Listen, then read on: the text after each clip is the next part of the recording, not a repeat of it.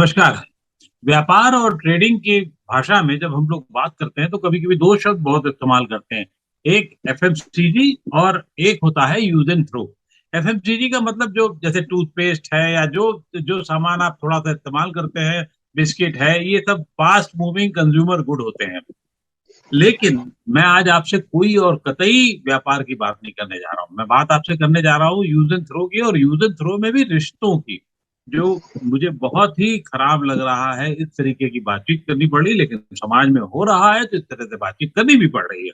और ये मैं ही नहीं, बल्कि जब समाज में जो होने लगा, और फिर अभी हाल ही में केरल हाईकोर्ट की एक टिप्पणी आई है, जिसमें कहा गया है कि केरल मतलब जो वैवाहिक संबंध जो हैं वो यूज एंड थ्रो हो गए हैं। ये बहुत ही खतरनाक टिप्पणी है।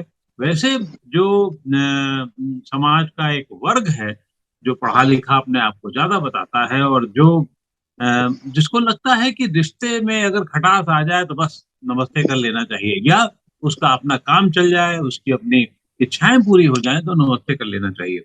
इसमें एक जो खास तौर से लिव इन की जो बढ़ती हुई परंपरा है, उसको देखते हुए केरल हाईकोर्ट ने ये ऑब्जर्वेशन किए, और उसने कहा कि हम समाज को तोड़ने वाली चीजों के सहभागी नहीं हो सकते। इसलिए एक तलाक याचिका आई थी, और उसके संबंध में वो तलाक याचिका भी बड़ी रोचक थी कि साहब, 3 बच्चों के बाप थे आप, और 10 साल शादी के हो गए थे, और तब आपने तलाक देने की सोची। तो इस पर कोर्ट ने ये फैसला सुनाते हुए अपने ऑब्जर्वेशन दिए।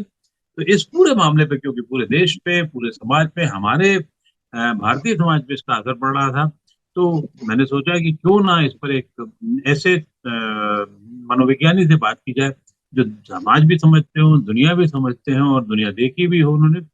तो डॉक्टर विंद्रा सिंह हमारे साथ हैं इस मामले में, जो रहती तो पटना में है, लेकिन पूरे देश में अपनी काउंसलिंग का उनसे लोग करते रहते हैं। डॉक्टर विंद्रा सिंह जी, आप बहुत बहुत आभार नवोदय टाइम्स पंजाब किसी से बातचीत करने के लिए। ये जो अदालत की टिप्पणी है, इस पर मैं पहली फौरन आपसे एक टिप्पणी चाहता हूं कि जो अदालत ने कहा है कि युवा पीढ़ी विवाह को स्पष्ट रूप में एक ऐसी बुराई के रूप में देखने लगी है जिसे बिना दायित्व के आजादी वाले जीवन का आनंद लेने के लिए टाला जाना चाहिए। इस टिप्पणी पर क्या कहना है आपको? और आप तो खुद देख रहे होंगे, आपके पास तो इस तरह से खुद मामले आते रहे होंगे, क्या कहना चाहेंगे आप? जी बिल्कुल, मामले तो बहुत बढ़ गए हैं। आजकल लोगों को लगता है कि आज़ादी का मतलब होता है कि मेरे किसी भी चीज़ में कोई दखल-अंदाज़ी ना करे, चाहे पारिवारिक हो या रिलेशनशिप की बात हो। तो आजकल एक फ़ैशन भी कह सकते हैं, और पढ़ाई-लिखाई, मॉडर्नता का ना आज एक नया ट्रेंड बन गया है कि हमें अपने तरीके से जीना है। अगर हम सिंगल रह सकते हैं तो क्यों नहीं रहें? अगर हम रिलेशनशिप में अपने आप को सपोर्ट नहीं कर पाते हैं, एक-दूसरे को नहीं समझ पाते हैं, तो अलग हो जाएँ। लेकिन एक शादी-ब्याह जो है हमारा एक परंपरा, हमारी संस्कृति जुड़ी हुई है, और परिवार का एक बना हुआ है, माता-पिता, बच्चे जो हैं, उसको हम नकार नहीं सकते हैं, क्योंकि ये जो संस्कृति हमारे देश की है, जिसको दूसरे देश भी फॉलो करना चाहते हैं, एक पारिवारिक माहौल बनाना चाहते हैं। तो कहीं न कहीं अगर हम फ़ैशन कर लें या आज़ादी की बात करें, लोगों में ये प्रचलन बढ़ा है, इसमें कोई शक नहीं है, और यही वजह है कि पारिवारिक विघटन के बाद आज बहुत सारी मानसिक बीमारियाँ, अवसाद, ऑब्सेशन, एंग्ज़ायटी ये भी बढ़ी हैं, इसमें कोई शक नहीं। जी, विदा जी, जो कमेंट किया था जो कोर्ट ने, वो बड़ा अजीबोगरीब था। मतलब अजीबोगरीब इस मामले में कि तो मेरी इतनी उम्र होने के बाद भी मैंने उस शब्द को नहीं सुना था। वाइफ को उन्होंने आज जो युवा पीढ़ी है वो ये समझ रही है कि वाइफ इन्वेस्टमेंट फॉर एवर, पहले हम लोग ये समझते थे या समझते रहे हैं, लेकिन अब जो युवा पीढ़ी है वो बड़ी इनवाइटेड फॉर एवर, मजाक में भी हो सकता है ये बात कही जाए, अगर ये समझने के लिए परिभाषित करने लगे हैं, तो क्या उसके पीछे वजह क्या है? क्या सिर्फ सहनशीलता का स्वीकारता नहीं है, या ये है कि सचमुच ऐसा भयंकर बदलाव हो रहा है कि परिभाषाएं बदल रही हैं? बिल्कुल, बहुत ही भयंकर बदलाव होने लगा है और आए दिन देखने को भी मिल रहा है। पहले एके-दुके सुनते थे हम लोगों की डाइवोर्स हो रहा है या रिलेशनशिप में रह रहे हैं। बड़ा अजीब-सा सोचते थे कि रिलेशनशिप में इतने दिन से क्यों है? आज तो एकदम कॉमन हो गया है कि कुछ दिन अपने साथ रहेंगे, देखेंगे, ऑब्ज़र्व करेंगे, क्या हम लोगों का मेंटल सेट हम लोग के साथ मिलता है या नहीं मिलता है। अगर मिलता है तो हम लोग कंटिन्यू करेंगे, अदरवाइज़ हम लोग एक दूसरे से अलग हो जाएंगे। तो ये सोच बहुत बढ़ गई है और युवाओं में खास करके दोनों वर्किंग हो गए हैं, दोनों अपने तरीके से जीना चाहते हैं और अभिभावक भी इन लोगों को आजाद छोड़ दिया है क्योंकि इंडिपेंडेंट हो गए हैं तो बहुत ज्यादा अपने बच्चों को अंकुश में भी नहीं डालते हैं।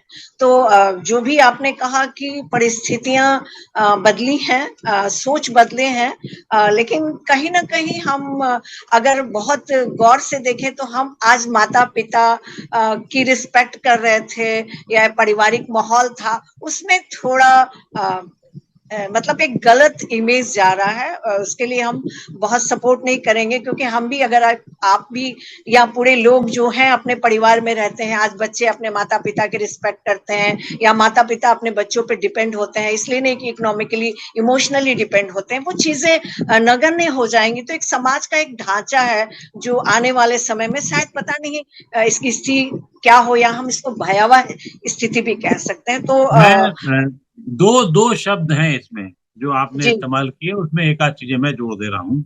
जैसे एक अभी आपने कहा लिव इन रिलेशनशिप, वो कोर्ट ने भी ऑब्जर्व किया था। दूसरा ये है कि जो युवा कहता है कि घुट घुट के मरने से अच्छा है कि रिश्ता तोड़ लिया जाए, ये टर्म इस्तेमाल होते हैं। लिव इन रिलेशनशिप के फायदे, अच्छे बुरे नुकसान, अभी तो हाल में कोई फिल्म भी आ गई थी उसमें, और उसको प्रमोट करते हुए थी कि साहब पहले समझ लें, तो समझ लें, कितना समझ लें, कहाँ तक समझ लें।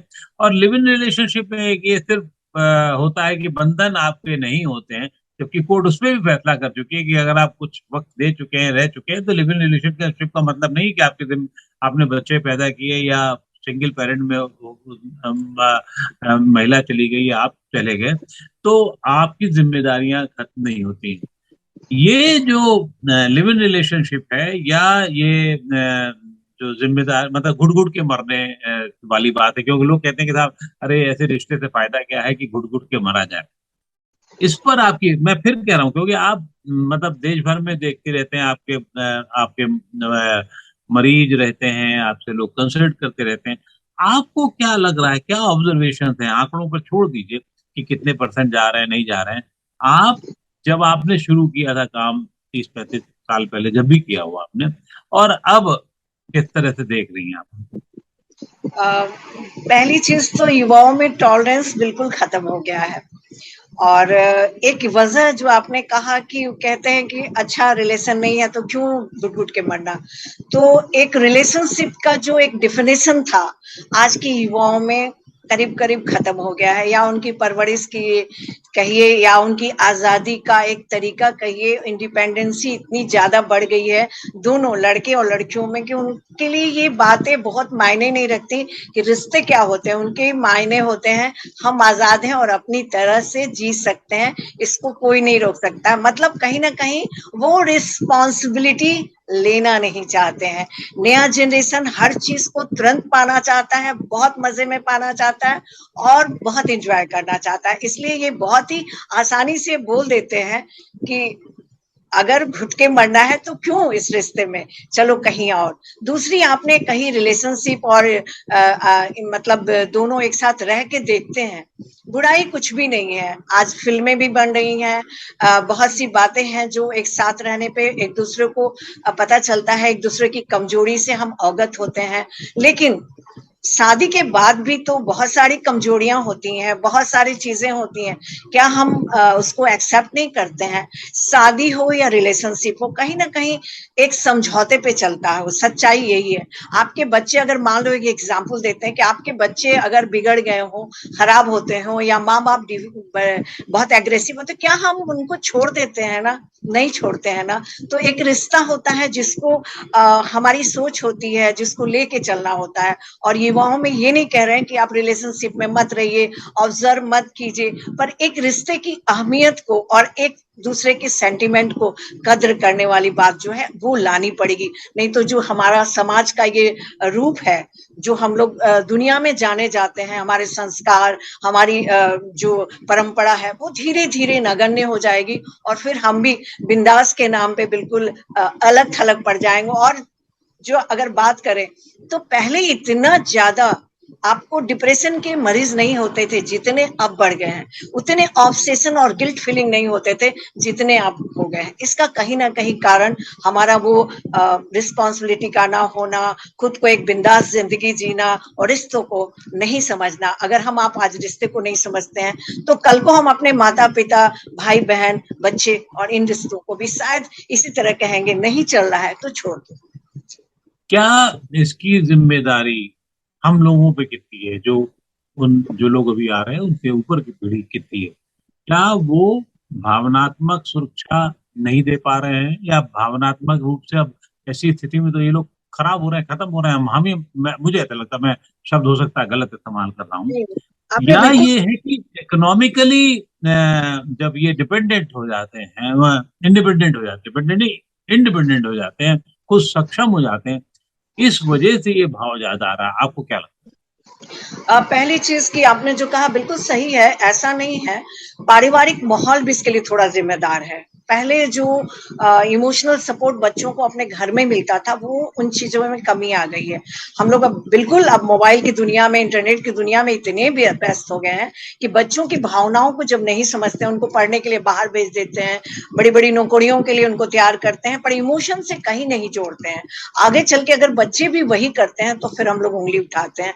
तो कहीं ना कहीं पारिवारिक माहौल को भी थोड़ा हमें सपोर्टिव और इमोशनल बनाना होगा, और बच्चों को भी एक इस तरह का एनवायरनमेंट देना होगा जहां वो रिश्ते की अहमियत को और रिस्पेक्ट को और इमोशनल सपोर्ट को समझ सके। और इसमें कोई शक नहीं है, जब इंसान को इमोशनल सपोर्ट नहीं मिलता है तो इंसान इधर उधर हो जाता है। और आर्थिक स्वतंत्रता का मतलब कभी आज के जो बच्चे सोच रहे हैं कि आर्थिक स्वतंत्रता का मतलब होता है रिश्तों से भी स्वतंत्र हो जाना, तो ये थोड़ी गलत है। क्योंकि जब एक समय आता है जब आप आर्थिक रूप से तो स्ट्रांग हो जाते हैं, लेकिन अगर इमोशनली आपको कोई सपोर्टिंग पर्सन नहीं मिलता है तो बहुत अकेलापन होता है। और हमने बार बार इस बात को कहा कि आज जो डिप्रेशन के बच्चे बढ़े हैं या युवा बढ़े हैं या बुजुर्ग बढ़े हैं, उसके पीछे कहीं ना कहीं इमोशनल सपोर्ट की बहुत बड़ी कमी है। और यही वजह है कि आज रिश्तों में हम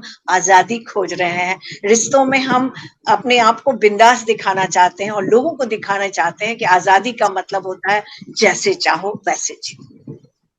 ये तो इस विषय पर इतनी बात की जा सकती है, और इतना बड़ा विषय है, और समाज के लिए इतना चिंता करने वाला विषय है कि इस पर हम लोग लंबी बातचीत कर सकते हैं, लेकिन फिलहाल के लिए इतना ही। और बहुत बहुत आभार कि आपने कहीं अपना कार्यक्रम रोक करके, खत्म करके आप बातचीत के लिए जुड़ी। बहुत बहुत शुक्रिया।